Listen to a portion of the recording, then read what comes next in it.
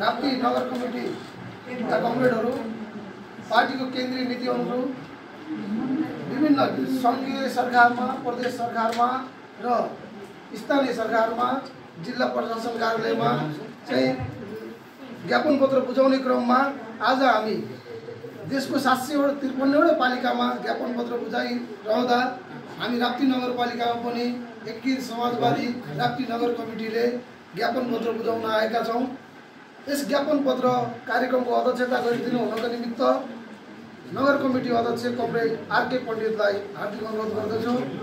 त्यसै गरी कार्यक्रमको प्रमुख अतिथिको आसन ग्रहण गरिदिनु हुनका निमित्त पार्टी केन्द्रीय सल्लाहकार सदस्य कमरेड फणीन्द्र पाठकलाई हार्दिक अनुरोध गर्दछु। यसै गरी अतिथिकै आसन ग्रहणको क्रममा पार्टी प्रदेश कमिटी सदस्य कमरेड सुमिता डल्लाकोइटलाई पनि अतिथिको आसन ग्रहण गरिदिनु हुन हार्दिक अनुरोध गर्दछु। त्यसै गरी हामी बिचमा जिल्ला इन्चार्ज पार्टी केन्द्रीय सदस्य जिल्ला इन्चार्ज अशोक थापा कमरेड हुनुहुन्छ, उहाँलाई पनि प्रमुख अतिथिको आसन ग्रहण गरिदिनु हुनको लागि हार्दिक अनुरोध गर्दछु। त्यसै गरी जिल्ला कमिटी सदस्य कमरेड बोधप्रसाद रिजाल, यसै गरी जिल्ला इन्चार्ज तथा जिल्ला कमिटी सदस्य कमरेड राजु डल्लाकोटी, यसै गरी जिल्ला कमिटी सदस्य ज्ञानप्रसाद पाण्डे, यसै गरी जिल्ला कमिटी सदस्य सुदीप गिरी लगायत, यसै गरी जिल्ला कमिटी सदस्य फणीन्द्र सेनाई लगायत सम्पूर्ण तह र तबकामा रहनुभएका सम्पूर्ण कमरेडहरूलाई यथास्थानमा आसन ग्रहण गरिदिनु हुन हार्दिक अनुरोध गर्दछौँ। आज हाम्रो कार्यक्रमको बारेमा प्रस्ट्याउँदै ज्ञापन पत्र बुझाइदिनु हुनको निमित्त राप्ती नगर कमिटी अध्यक्ष कमरेड आरके पण्डितलाई हार्दिक अनुरोध गर्दछु। सचिव कमरेड नेकपा एकीकृत समाजवादी यो केन्द्रीय पार्टीको कार्यक्रम अनुसार हामीले जिल्ला प्रशासन कार्यालय, बागमती प्रदेश कार्यालय र केन्द्रमा सरकार प्रमुखलाई पनि हाम्रो पार्टीका केन्द्रीय नेताज्यूहरूले ज्ञापन पत्र बुझाइसक्नु भएको छ। तत्पश्चात आज 2082 वैशाख 22 गते नेपाल अधिराज्यभरिका 753वटा पालिकामा नै ज्ञापन पत्र बुझाउने, स्थानीय तहका प्रमुखहरूलाई ज्ञापन पत्र बुझाउने हाम्रो पार्टीको केन्द्रीय कार्यक्रम अनुसार आज हामी राप्ती नगरको चाहिँ नगरपालिका कार्यालयमा हामी नगर प्रमुखको कार्यक्रमसँग उपस्थित भएका छौँ। हाम्रा पार्टीका जिल्ला इन्चार्ज केन्द्रीय सदस्य कमरेड अशोक थापाज्यू, त्यस्तै गरेर पार्टीका केन्द्रीय सल्लाहकार हामी सबैको अभिभावक फणीन्द्र पाठकज्यू र हाम्रो बागमती प्रदेश कमिटीका सदस्य सुमिता डल्लाकोटीज्यू, त्यस्तै गरेर नगर कमिटी इन्चार्ज जिल्ला सचिवालय सदस्य राजु डल्लाकोटीज्यू लगायत सम्पूर्ण जिल्ला कमिटीका सदस्यहरू, नगर कमिटीका सदस्यहरू, पदाधिकारी तथा कमिटीका सदस्यहरू, हाम्रा पार्टीका विभिन्न भातृ संस्थाका जनप्रिय सङ्गठनका पदाधिकारी तथा सदस्यज्यूहरूलाई म एकमुष्ट रूपमा नेकपा एकीकृत समाजवादी राप्ती नगर कमिटीको अध्यक्षको तर्फबाट यहाँ सम्पूर्णलाई अभिवादन टक्राउन चाहन्छु।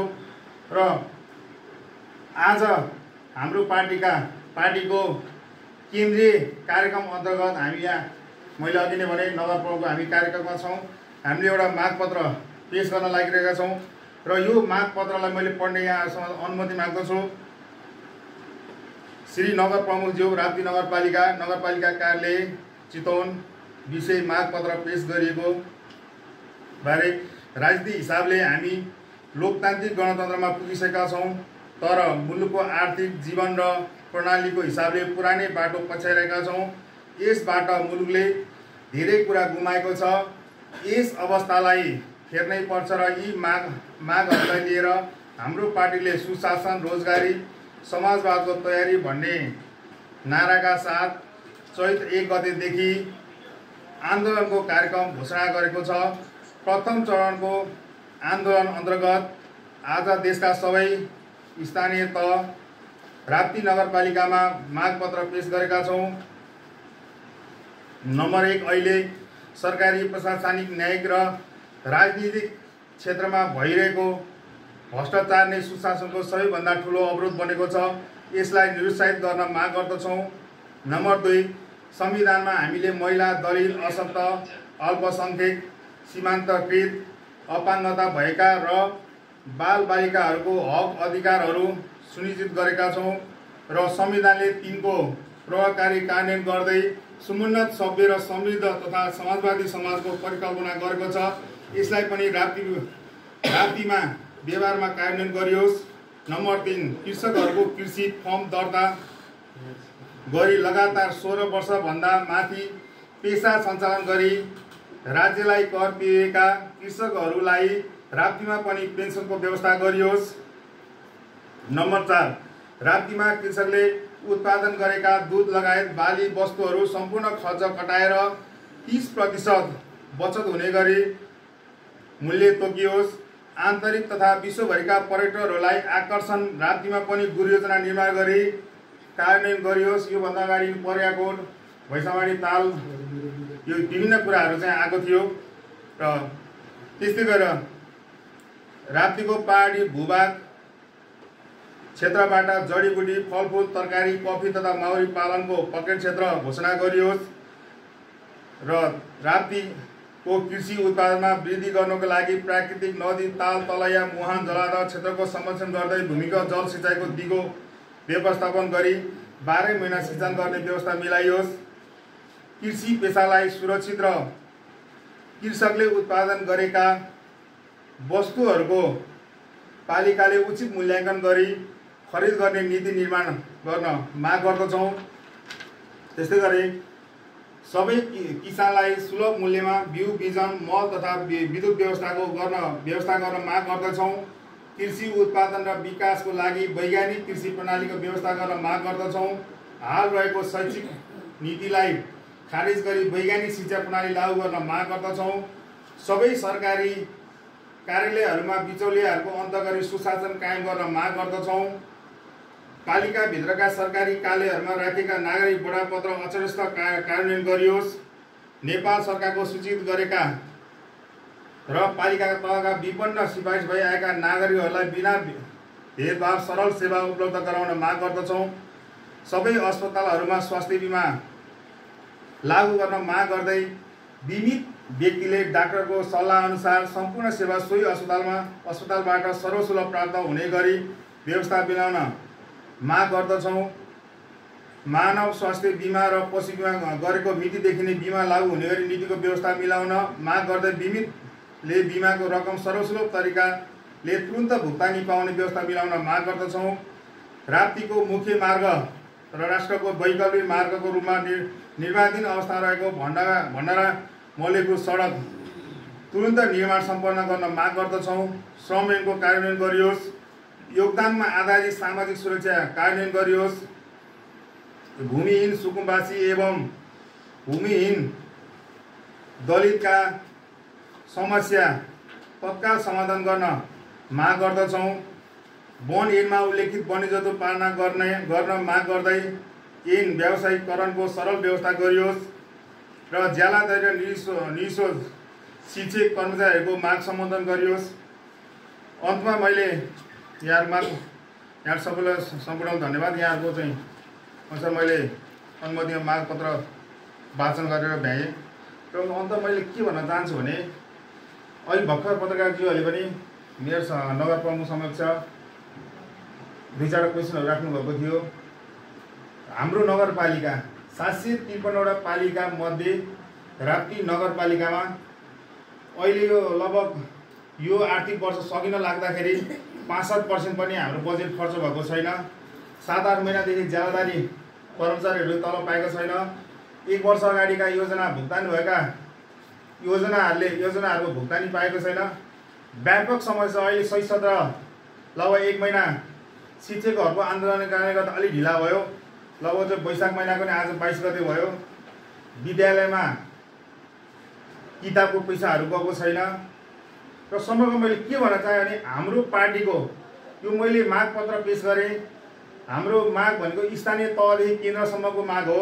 हाम्रो पार्टीले अवधारणा गरेको र हाम्रो स्थानीय तहबाट यहाँको नगरपालिकाले के कति हाम्रो मागलाई सम्बोधन गर्न सक्छ त्यो मागहरू यथाशक्य छिटो पुरा होस् भन्ने हामी चाहन्छौँ र हाम्रा मागहरू केन्द्रीय सरकारसम्म छ।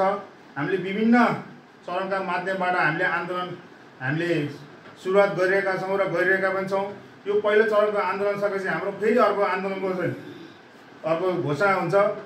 त्यसलाई हामी हाम्रो पार्टीको तर्फबाट स्थानीय पार्टीको हिसाबले हामी कार्यान्वयनतिर लागिरहेका छौँ र यो अवस्था हुँदाहुँदै अब राप्ती नगरपालिकामा हुन त मैले यो कुरो हाम्रो पार्टी नेकपा एकीकृत समाजवादीको नगर प्रमुख भएको मात्रै हिसाबले हाम्रो पार्टीको नेता भएको मात्रै मैले हिसाबले होइन। मलाई के लाग्छ भने यो हरेक ठाउँमा राम्रा कुराहरूलाई जसले गरे पनि प्रशंसा गर्ने र कमी कमजोरीहरूलाई सुधार्नको लागि कमी कमजोरीहरूलाई औँले दिनुपर्छ। आफ्नो मान्छेले गरे पनि, पक्षले गरे पनि, विपक्षले गरे पनि।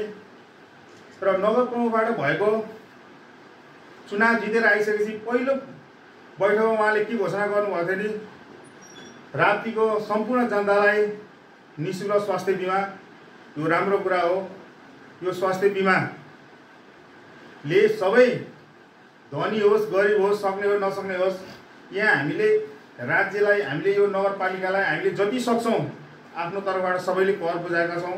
ठुलो व्यवसायले धेरै कर बुझाउनु भएको होला, सानो व्यवसायले थोरै कर बुझाउनु भएको होला। यो नगरपालिका समग्र विकासलाई सबैले टेवा पुर्याउने नै हो। त्यस्तै गरेर निःशुल्क एम्बुलेन्सको प्रबन्ध गर्नुभयो र विपन्नलाई 5 वर्ष आफ्नो कार्यकालभित्र राप्तीमा भएका सम्पूर्ण विपन्न जनतालाई घर बाहिर दिने घोषणा गरिदिनु भएको थियो। त्यस्तै गरेर चितवन जिल्लाका विभिन्न हस्पिटलहरू जाँदा राप्तीको जनतालाई निःशुल्क रगत भन्ने कुरा त त्यो ब्यानरहरू देख्न पाइन्थ्यो। र सँगसँगै राप्तीमा निःशुल्क शिक्षाको व्यवस्था गरिएको थियो र विभिन्न कुराहरू, विकास निर्माणका कुराहरू, विभिन्न कुराहरू चाहिँ राम्रो रूपमा चाहिँ एउटा सुचारू रूपले चाहिँ गइरहेको थियो। अब यो 5 वर्षमा मलाई के लाग्थ्यो भने 74 सालमा पनि धेरै कामहरू, विकास निर्माण कामहरू भएका थिए। यो पछाडि यो कार्यकालमा हाम्रो अहिले हुनुभएका मेयर साहबको कार्यकालमा सुशासन कुराहरू, जनतालाई प्रत्यक्ष गरिब जनताहरू, दुखी गरिब जनताहरूसँग जोडिने एकदम लोकप्रिय कार्यक्रमहरू आएको थियो। यो अशेष कार्यान्वयन भएर यसले चाहिँ यो राप्तीमा भएका दिन दुखी गरिब जनताहरूको लागि चाहिँ एउटा मलमपट्टिको काम गर्छ भन्ने लागिरहेको थियो। तर यहाँका जनप्रतिनिधिहरूको कारणले गर्दाखेरि जिम्मेवारकै हिसाबले 67 जना जनप्रतिनिधिहरू नै जिम्मेवार हुनुहुन्छ। धेरै थोरै घटी बढी प्रतिशतमा आउला अथवा उमा आउला। तर के लाग्छ भने नगर प्रमुख असफल हुने भनेको सबै यो राप्तीका सबै जनप्रतिनिधि असफल हुने हो। र यो राप्तीमा भएको लगभग कति एक्ज्याक्टली डाटा त मलाई थाहा छैन, लगभग 70,000 जनसङ्ख्या, यो जनसङ्ख्याले दुःख पाउने हो। यहाँका गरिब जनताले दुःख पाउने हो। यहाँ काम गरेछ, सामान्य कामहरू गरेछ, यो उपभोक्ता बनाएर काम गरेछ, भुक्तानी छैन। मर्नु र बाँच्नुको अवस्थामा यहाँको जनप्रतिनिधिहरूले पुर्याउनु भएको छ।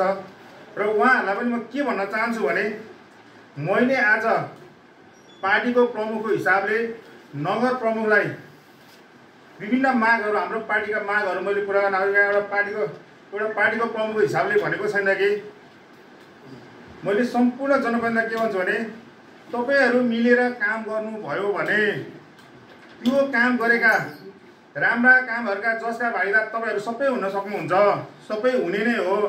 यदि नगरपालिकालाई तपाईहरूले मिलेर असफल बनाउनु भयो भने तपाईहरू पनि असफल हुने हो। एउटा घर परिवारको चाहिँ अभिभावक असफल हुनु भनेको समग्र परिवार नै असफल हुने हो।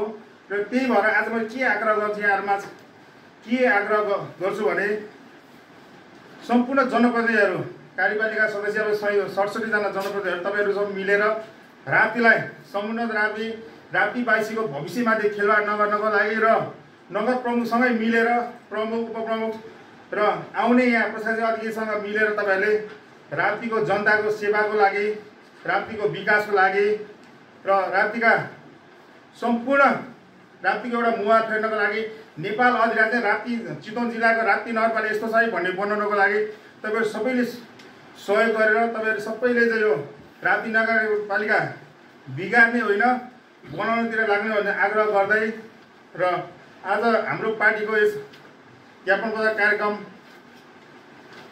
पेश गरिसकेको छ र मागहरू मैले सबै वाचन गरिसकेको छु। यो ज्ञापन पत्र मेयर साहबलाई बुझाउँदै म यहाँहरू सबै माझ बुझेर पाउन चाहन्छु।